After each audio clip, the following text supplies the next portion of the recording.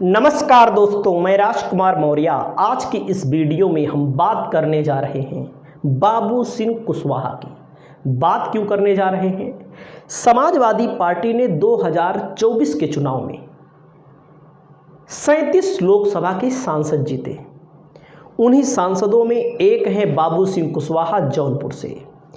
लोकसभा के अंदर समाजवादी पार्टी के पास 3 महत्वपूर्ण पद थे, जिनमें से एक पद समाजवादी पार्टी ने, अखिलेश यादव ने बाबू सिंह कुशवाहा को भी दिया। जैसा कि आप देख रहे होंगे, पीडीए की अवधारणा, पीडीए के रास्ते पर समाजवादी पार्टी चल रही है।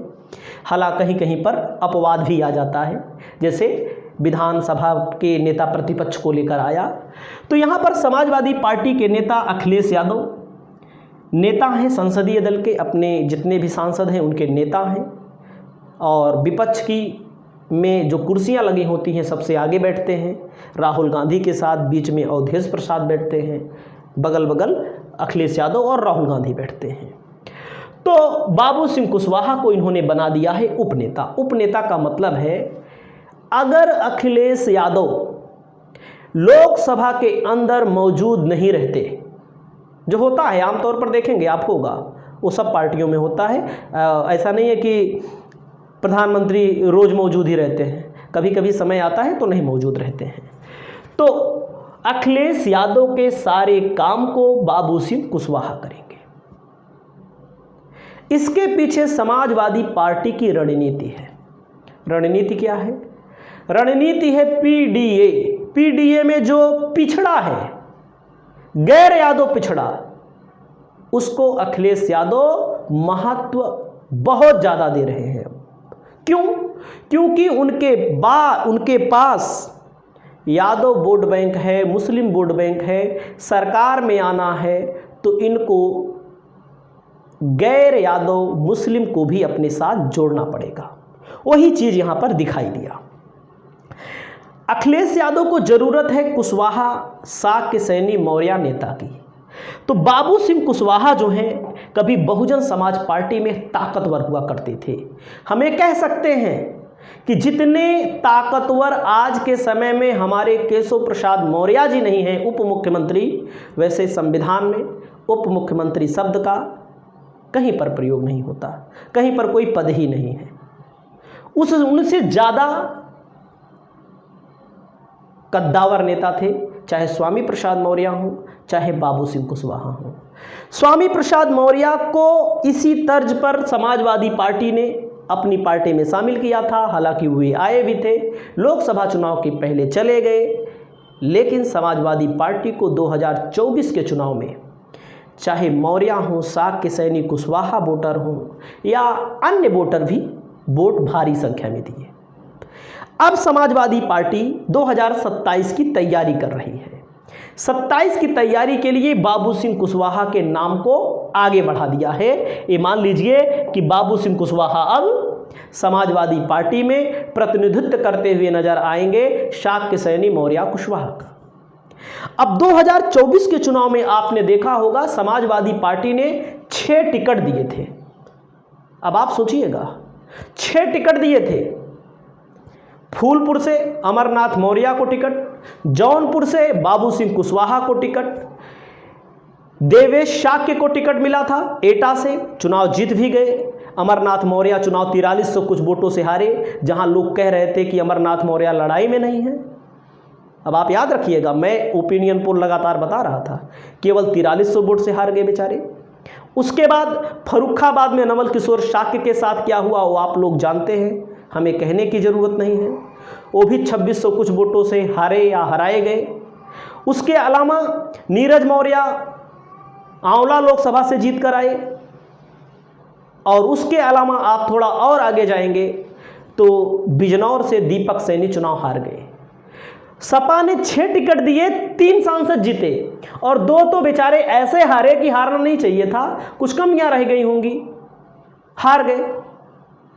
तो इसका मतलब समाजवादी पार्टी को वोट मिला। किसका वोट मिला? मौर्य शाक्य सैनी कुशवाहा का, जो एक समय में बसपा के पास जाता था, एक समय में बसपा के पास जाता था। और एक समय तो ऐसा आया 2017, 2014, 2019 22 में भी हम कह सकते हैं 22 में थोड़ा कम गया होगा अन्य चुनाव के अनुपात में बीजेपी को, बाकी बीजेपी में गया। तो ये वोट समाजवादी पार्टी की तरफ शिफ्ट हुआ। अब जब शिफ्ट हुआ तो समाजवादी पार्टी ने मन बना लिया है कि 2027 के चुनाव में भी हम अपने इसी पीडीए के फार्मूले को लागू करेंगे। बात रही टिकट की, तो सपा ने 6 दिए, बीजेपी ने कितने दिए? बीजेपी ने 3 दिए। बदायूं से दिए, बदायूं से, संभल से, और एक सीट इन्होंने दिया था जहां से रमाशंकर राजभर चुनाव जीते हैं, सलेमपुर से। भारतीय जनता पार्टी के तीनों कैंडिडेट इस समाज के हार गए, तीनों कैंडिडेट हार गए। तो आप ये समझ सकते हैं कि समाजवादी पार्टी ने बाबू सिंह कुशवाहा को ये पद दे करके पीडीए की राजनीति को और मजबूत किया है, और आने वाले समय में टिकट भी पीडीए को मिलेगा। इनकी खुद की अपनी पार्टी है, जन अधिकार पार्टी, लेकिन समाजवादी पार्टी ने ये भी फैसला लिया है कि हम जिनको भी लड़ाएंगे अपने टिकट पर लड़ाएंगे। अपने टिकट मतलब अपने सिंबल पर लड़ाएंगे। कुछ लोग समाजवादी पार्टी के साथ चुनाव लड़ते हैं और वो धोखा देकर चले जाते हैं, जिसमें ओम प्रकाश राजभर हैं, जयंत चौधरी हैं, खास करके ये दोनों नेता तो खास करके उत्तर प्रदेश में हैं। तो इसीलिए समाजवादी पार्टी ने इनको नेता बनाया है और इनको सम्मान दिया है, और यह सम्मान पूरे प्रदेश के, पूरे देश के सम्मान से जोड़ा हुआ लोग महसूस कर रहे हैं, और आने वाले समय में समाजवादी पार्टी को इसका फ़ायदा भी मिलेगा। अब जो बीजेपी को वोट जाता था, अब उस अनुपात में वोट नहीं जा रहा है और जाएगा भी नहीं। अगर पीडीए के आधार पर टिकटों का बंटवारा होता है समय आने पर, तो आपको यह देखने को मिलेगा धरातल पर, और देखने को मिला भी। अब जैसे बाबू सिंह कुशवाहा हैं, वो एग्रेसिव पॉलिटिक्स नहीं करते, जैसे स्वामी प्रसाद मौर्य जी हैं। स्वामी प्रसाद मौर्य जी भी समाजवादी पार्टी के लोग इनको चाहते थे, लेकिन उन्होंने इस्तीफ़ा दे दिया, और विधान परिषद से भी इस्तीफ़ा दे दिया इन्होंने। लेकिन आने वाले समय में आपको देखने को मिल सकते हैं, केवल देखने को मिल सकते हैं, मैं कह रहा हूँ। आप देखिएगा कुछ ना कुछ चुनाव आने पर होगा। हालांकि समाजवादी पार्टी ने मूड बना लिया है कि बाबू सिंह कुशवाहा को हमें आगे बढ़ाना है, और आने पर, समय आने पर आप देखिएगा टिकटों में भी जो समाजवादी पार्टी मौर्य को टिकट कम देती थी, वो आने वाले समय में टिकट भी देगी, और इसका समाजवादी पार्टी को फ़ायदा भी मिलेगा।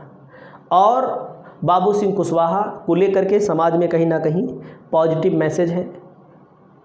मैसेज है, और भारतीय जनता पार्टी को बहुत बड़ा झटका लग चुका है, क्योंकि केशव प्रसाद मौर्य भी इसी समाज की पॉलिटिक्स करते हैं, जो लगातार समाज का वोट लिए लेकिन मुख्यमंत्री नहीं बन पाए। उप मुख्यमंत्री होते हुए भी समाज के लोगों का कोई भला भी नहीं हुआ। अब देखते हैं आगे क्या होता है।